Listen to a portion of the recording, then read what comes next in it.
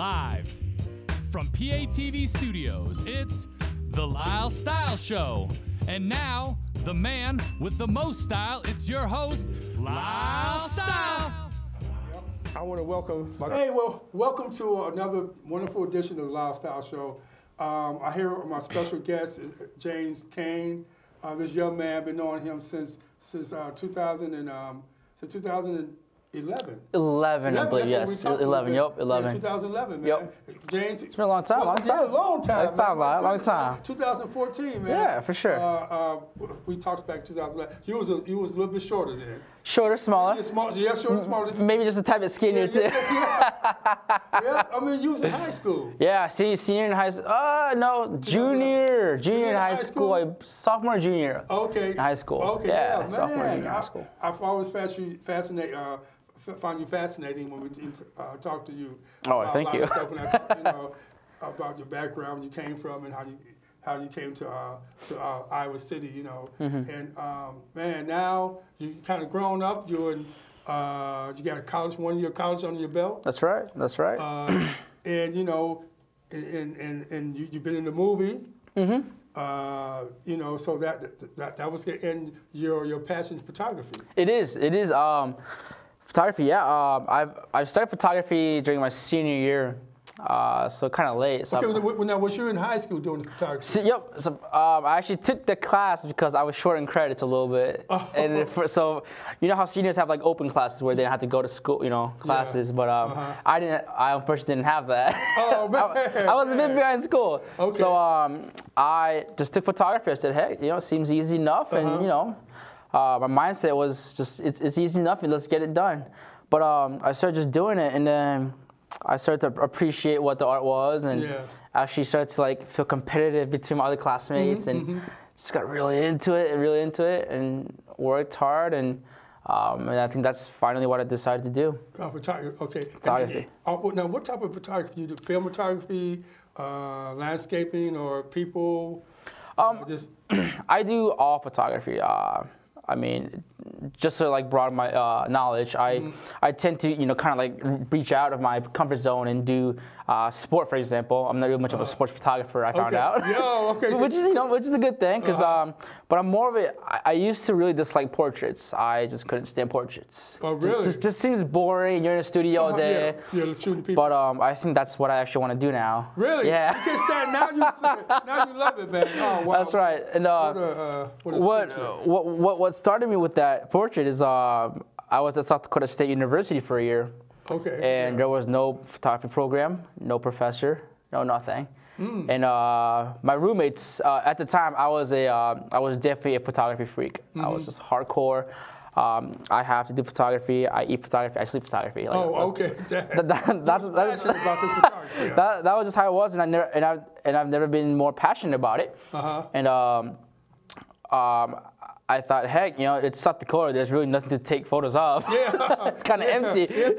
Just land. Yep. And I lived in the city of Brookings, which is 20,000, and that's including the college kids. Oh, wow. So it's a really small town. Yes. The most exquisite restaurant was probably this place called Olive Garden, which is kind of like Texas Roadhouse. And okay. That was the most 5-star. Oh, that's where people went to. Yeah. It was an extremely a country town. We had a bull for the agriculture people to lasso on in front of dorms. Really? And we had a rodeo. So man. That's right. But so I kind of reached out to my first 2 weeks of school. I said, hey, I need some models that will won't be shy of camera, that will be able to be have their photos taken. And I met a lot of great people. Did you? Yeah, and I think as I started to take, sample photos, I started to figure out a way to express them through the photos. Okay. The personalities, the age marks on their faces, So if an example, an old man would have a lot of wrinkles and a lot of pain, and you just put it in high definition, and boom, you can just see it right through the the face of the person. It just comes out. That's right. And so portrait is, I think, has a big sentimental value on it. It was landscapes was my main thing, but I see more emotion. I see more substantial chances in portrait for me to do well on. Okay. So. Well, that's what you do. Okay, but Yeah. now we may have to just kind of go back a little bit. Sure. How we met, because we met in 2011, and you was a little, you was a smaller kid back then. Yep. I was going to come in here, tape my show, and and you was interning. Yep. Because you interned here for PATV. That's right. And you were so fascinating because we talked for about an hour. Oh, man. we did. We talked for a long time. We talked for a long time. All about how you started and whatnot, and you speak languages, don't you? Yeah, I do speak fluent Korean and a tiny bit of German. Okay. And of course English is fluent. Yeah, you speak English very fluently. You Yep. know? And I was fascinated. I said, "Dang, so and then you was going to West High School." Yo, West High. Yeah, West High, and then when I found out that you was in that movie that we saw called Briefcase, which is on PATV, they still show the movie. And people should watch Briefcase because he did a good job. Thank you. You one of the characters that was into a Korean mafia. Yeah, mafia. Blue hair. Yeah. Blue hair. I said, that's him. And you did some little martial arts, and then now. Did you ever take up martial arts? No, I did not have any interest in martial arts. I just kind of, Nick was he's kind of a director / choreographer for stunts and stuff like that. And he just kind of taught me basic things like how to take punches. Oh, okay. Because sometimes you actually had to get a physical punch too. Yeah. Certain scenes. Yeah. And they, man. My character was a very youngest member of the mafia. Yeah, okay. But a very immature. Yeah, okay, so, yes. Yeah. That with the blue hair. Blue hair, with the blue hair, you could notice that, yeah. Hard makeup, And there was a scene where my boss would slap me back on the head. Okay, yeah. And you can't really fake that because I can't see the hit coming. So, I know. And we're just at this house, in second floor of the house, and we're filming, and Nick just constantly wanted to do it better and better and better, and I ended up having a huge headache. And I got stepped upside the head. And so I probably got hit at least 20 times. Oh, damn! And the worst thing about it is that scene was never used. You get all that for no reason. So I was like, wow, this is production right here. They cut that out, man. You got all that stuff upside the head. That's right. Yeah. Oh man, I wish I could have seen that one right there. I gotta talk to Nick, ask him to show that if he got any bloopers and that type of stuff. It was quite an interesting experience. Yeah. I mean, there were a lot of ups and downs, but I mean, whatever you do in life, there's ups and downs. Yeah, that's right. But there was definitely more of an up and down for sure. Yeah, for you. Doing that. Now, have you caught the acting bug, or this is probably your first, or what do you think about? I mean, first one you've done. I never really had an interest. I've always wanted to become a celebrity of some type. Okay, yeah. I mean, Lyle, you know me. I'm like an outgoing guy. Yes, you are. Very I love outgoing. people. Yeah. Helping out, but I was kind of scared because not a lot of people succeed. Yeah. But I think when Nick just suddenly said, "Hey, I'm doing a movie. I would like to, recruit you." Yeah. I said, "Wow, perfect." And Yeah. I was only supposed to come out in 1 or 2 scenes, but I came out more than a couple. Yeah, you was in quite a few scenes. Yep. A lot of fight scenes. Doing your thing. You and then Josh was in it. The director of PATV. He was a mob boss, whatever. Yep, Italian, Irish. Yes, Irish. Irish mob. That was it. Yeah, and but you did good. I noticed you because you stood out with that blue hair of yours, and dad. So then we was talking 2011, and an interesting background about you. You said back then you went to West High School. Now, who was up here with you back then in 2011. She's my older sister, but not the oldest one. I have two older sisters, and it's the one in the middle. Her name is Suyeon. But Suyeon, she is a pianist. She is a piano major. In school? She was in school and for piano all 4 years, and I've always thought music would be an easy career. You just follow notes and play. But as I was I was a band nerd in high school, and all through elementary, and I kind of started to appreciate that, and kind of realized that wow, just like photography, it's not just you taking a photo. It's you got to think about it, you got to compose it, what it means, and music's the same way, and that's why I kind of appreciate what she does, But she was here with me, and then my mother. She is a nurse at Hills Atrium Village. It's like a retirement home. Yeah. And I am. So back then you was with your mom and your middle sister. Yep. And I believe my older sister was there too. Actually. Oh, okay. Back then. Yeah, because I think she moved out 2012 or 13. Okay, what is she doing now? She graduated chemical engineering, all 4 years scholarship. Chemical engineering. Yep. And now she works at a car company in Korea. I'm not sure what exactly it is because she doesn't really give the details. And she gets recruited a lot. Like, she'll be in this company once and she'll be in that company once. And, really? But I'm glad she's always constantly moving up, though. Moving up the ladder. Yep, that's right. And I've never seen her, move down any step. And she was a 4.0 student all through high school and college. Excellent, man. So she's the brain of the family. Yeah. Just like my dad. She's the brain. And my sister and I, my Suyeon and I are like more of the artistic, creativity. My mom bears both. She's a nurse, so she's smart. She has a lot of crafty hands, and she does make a lot of leather, things like that. But my mom became a nurse not too long ago, about a couple years ago. Really? Oh. So she is a very wise woman. Well, because back then she wasn't. She was in English. That's right. She was still studying then, I believe. Okay. But at her age, late 40s, early 50s, to become a nurse at that age, that's that's pretty big. Good. That is. That is pretty good. Competing with the 19, 20-year-olds all, at college, and I think she kind of surpassed that segregation of age. Really? Just kind of said, I'm going to step up and do this, and now she's a nurse. And you tell me that you're proud of your mom. Yeah, I definitely. I definitely don't show it to her. You're young, man, which I should start doing. But Well, as long as you do good, though, she was. That's right, and I mean, she cares for me extremely. She, youngest son, only son. And like in Asian culture, that's like a huge thing. Is it really? Yeah. Son, they like care for the son more than the daughter. Just because it's like the man of the house. Because they passing that's the right. name on, the legacy on. That's right. That's what your dad. And especially from the youngest. Okay. They got. I mean, the youngest always gets everything, right? Like. So was you spoiled? I was spoiled. Man, but you didn't act like you was. No, spoiled. I mean. I really couldn't. When you met me though, I wasn't spoiled then. Okay. It was more like the elementary, junior high school. That I was a bit of a brat. And I think if I saw myself sitting here in your spot.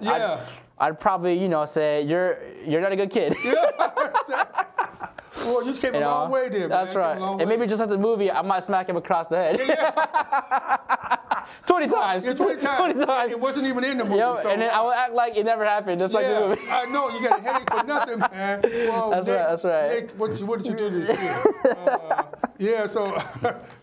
But now your dad's he's in Korea, and I know you was telling me a little bit about what he does. He is a linguistic professor in English, and he sometimes, I believe, goes to meetings with either the president or some in the higher grade in the politics grade. You was talking about that. Yeah, it's fascinating. He's been doing that stuff for quite a while, now. But the first time I ever knew that he was kind of a higher standard person was one time, and when I was in elementary, I asked my mom, "Where's Dad and where's he going?" Because he called. He's like, "Okay, I'll be going somewhere," and she's like, "Well, he's going to a meeting with either the president, I can't recall, but someone who's in the higher position, and he can't tell us where he's going." Okay. He can't tell us what he's going to talk about. Oh. So that's when I thought, my dad, back then I thought my dad was a spy. I thought. You thought it was okay because. How cool is that? How cool is it? Having your dad a spy. And it was a hush-hush type thing, and you was. Of course. I mean, heck, for all I know, he still might be. But he's a professor doing this. He is a professor. I mean, he's also an author. He writes books for colleges. Oh, does And he travels a lot. He goes to different Asian countries. Kind of does like conventions and a lot of lectures about English, and and I think I was very blessed to come to America, just to have my dad as a personal trainer for English, and I spoke formal English. Because now when you came here, did you know a lot of English? Did you? No, I didn't. All I knew probably was like the ABC song, and that was it. Oh, ABCD. Yeah, oh, wow. Twinkle Twinkle Little Stars. Yeah.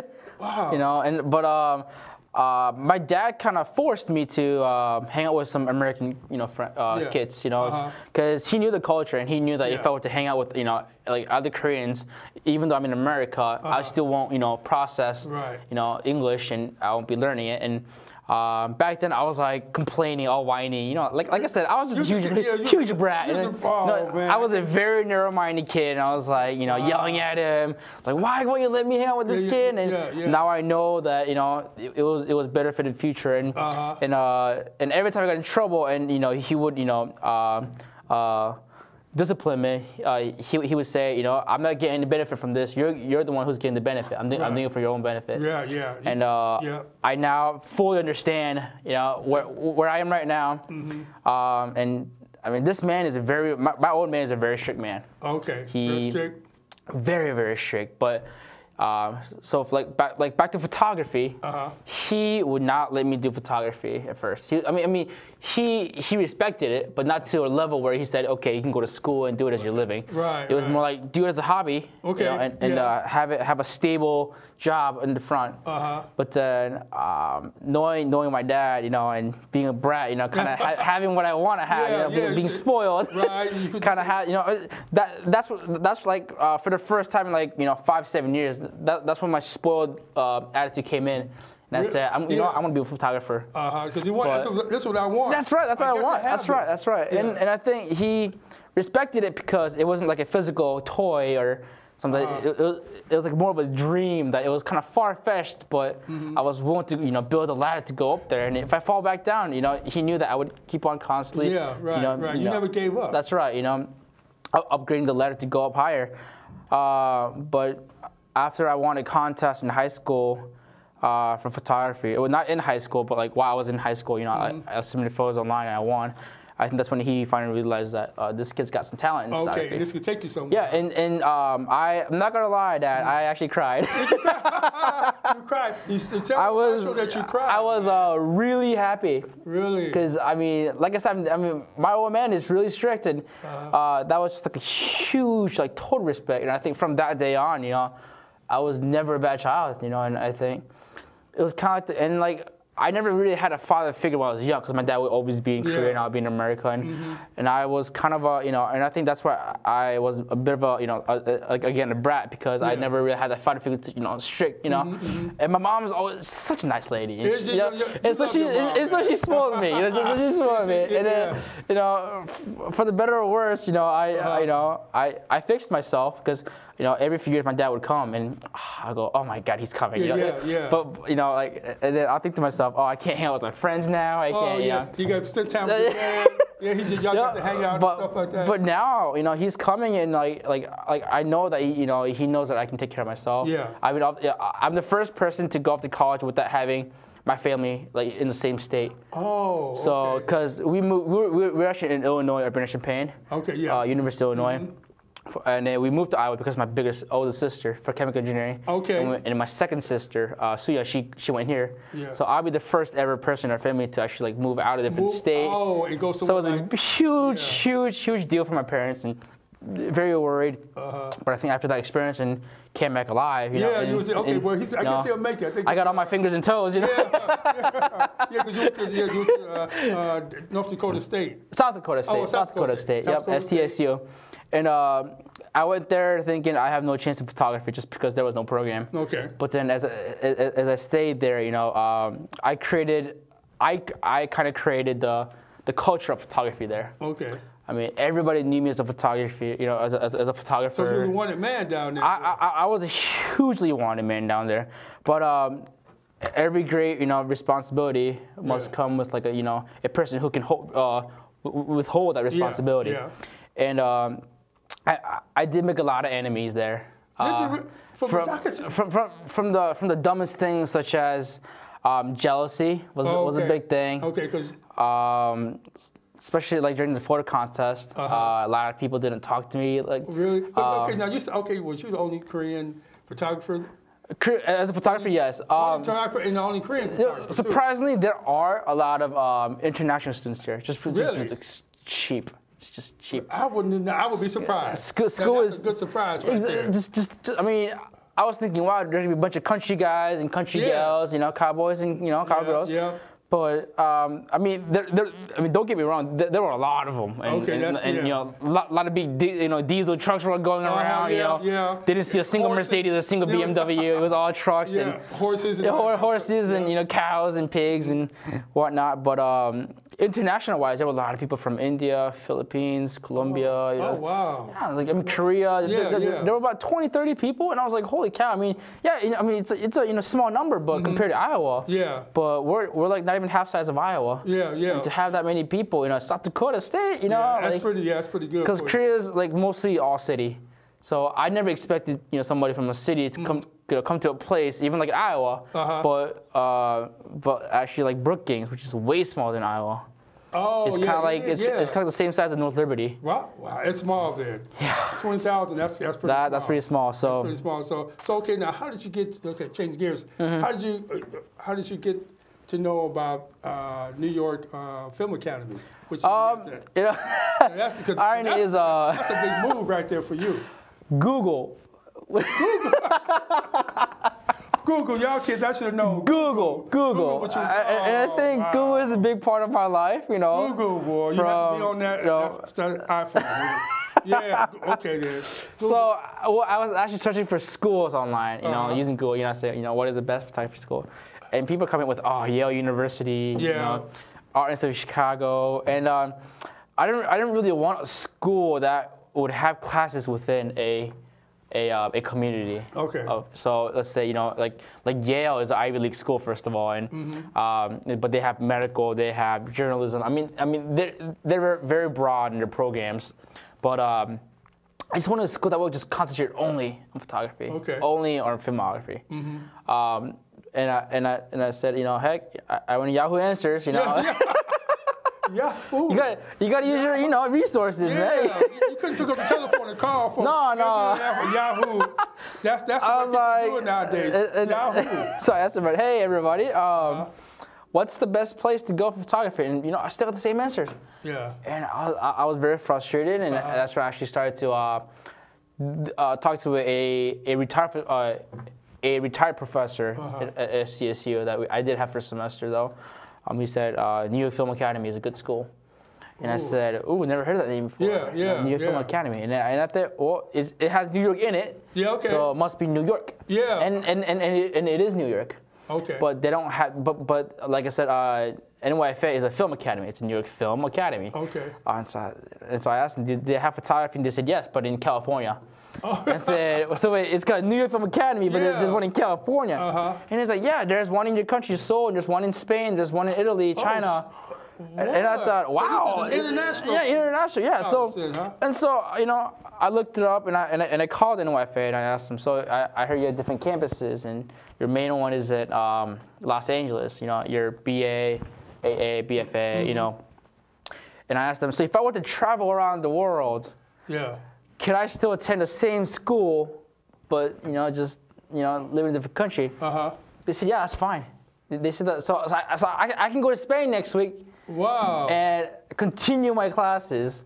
In Spain, huh? In Spain. or after that, I can go to Italy. And live in Italy and continue my school. Right. So I thought that's quite fascinating. I think just like South Dakota, I think that can open me a field of travel photography. Yeah. We travel around the world and take pictures. That's right.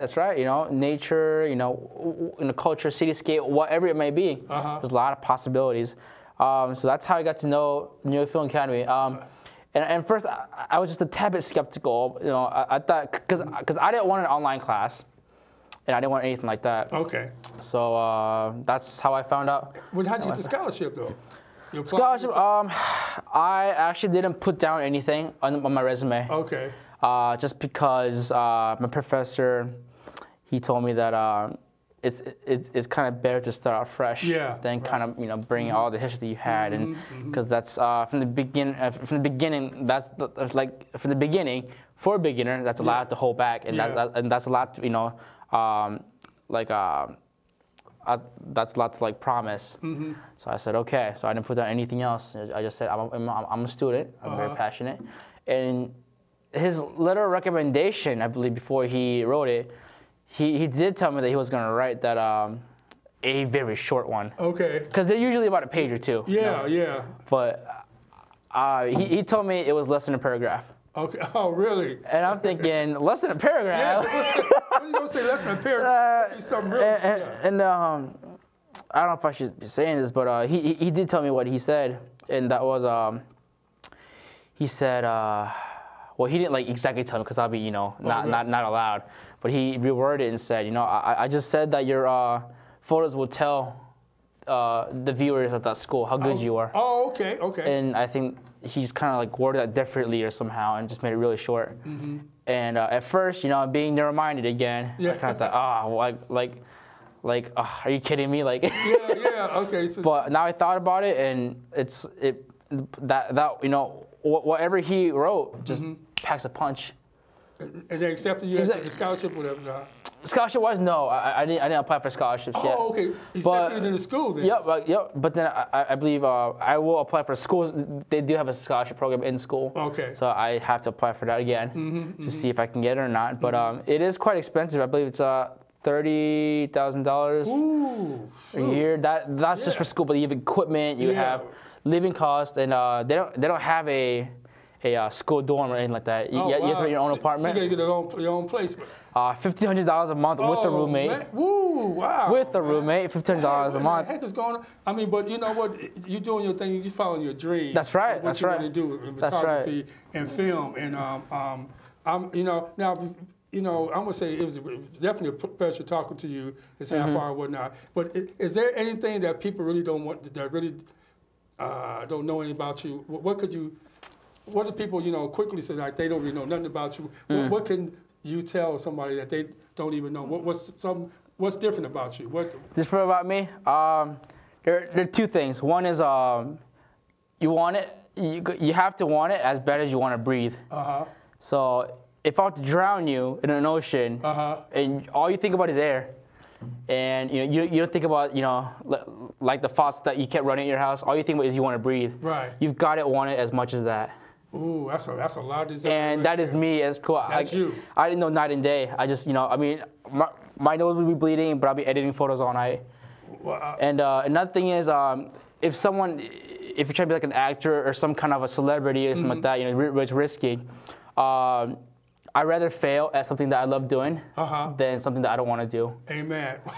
So because I've seen people who got a stable job, lawyer, banker, that has been laid off. Right. So I might as well fail photography than do something that I want and that I don't want. Right. And then fail at that. That's like instant to injury. Amen. Where I still did what I loved, but I can always get back on my feet because I still love it. Wow, those two are my best mottos. Now it's I'm gonna use that model for myself for Lyle Style. I love talking to people. I'd rather do this and fail doing this than that's right. So that is some good models right there, James. So that's my huge recommendation. I keep that motto in my head every time that hard times go by. I say at least I'm gonna fail doing something I love. Amen. Yeah. Than something I don't want to do. Everybody should be doing. Everybody should have that passion that you got. That's right. You being young, man, and I appreciate you, man. And I want to say thank you for coming to the show. Oh, thank you very much for having me. And when you make good in the film industry, whatnot, photography, I want to even go to one of your showings. So let me know. I'll be honored. I'll be honored. You come back on the show again. I'll be honored. I'll definitely bring your photos, and we want to just because I really have a lot of faith in you. I know you're going to. Oh, thank you.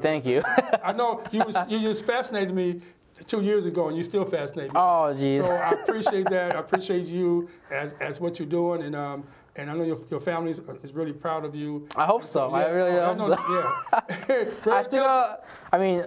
All I can tell you to my family is that I still have a lot to show them. Oh yeah. And I definitely have more in my sleeve than I've shown them right now. Okay, so. amen. Well, we're looking forward to what's coming out your sleeve one day, you know. And so, hey, man, hey, James, thank you, man. You be going off to school in maybe in about a month. In about a month, yes. Yeah. So, so when you get that on your belt and you conquer that, come back on the show, man. That's right. Come back on the Lyle Style Show. Talk to me some more about. I definitely will. I definitely will. Yeah. And you want to give a shout out to somebody out there? Well, my mom. I know I've been hard on you, but gonna be cheesy here. Definitely love you though. They should love. Never show it, and I appreciate this camera shop downtown, actually, Iowa City, that they have really supported me, and they have really, this guy named Roger Christian and Steve Moon and Howard. They all work there, they're owners, but without them, I definitely wouldn't have the motivation. Wow. They let me test out cameras and everything like that. So they gave you a shout out to them. Shout out to University Camera. Thank you guys so much, and I appreciate it. And I would definitely, be a continuing customer and a friend and a coworker for you guys. Amen. Amen. So remember that the camera shop. This is the next photographer is coming up pretty soon. He's going to do his thing. That's right. Yep. And I want to say a shout out to my family, to my mom. Love you, Mom. Thank you, for your support. And also, last but not least, to my beautiful sweetheart, Kathy. I love you. Hey, sweetheart, I love you. Thanks for supporting me, and I'm hoping that you get well. And you've been my rock in my life and whatnot. And so you get well, and I know that you can go and make it, whatnot, get well, and stop being sick. So. Sweetheart, I love you. And all everybody out there. Love my girlfriend, too. Your girlfriend. Jasmine, yep.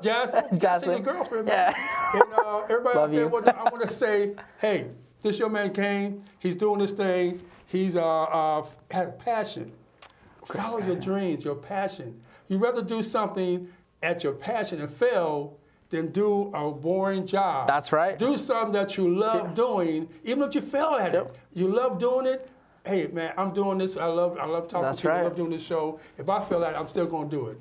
So remember, people out there, follow your dreams, follow your passion. Kane is doing the same thing, and he's going to succeed. So if he can do it, I know you can do it. Until next time, everybody, I love y'all. Keep styling and profiling. Always remember, love yourself. That's right.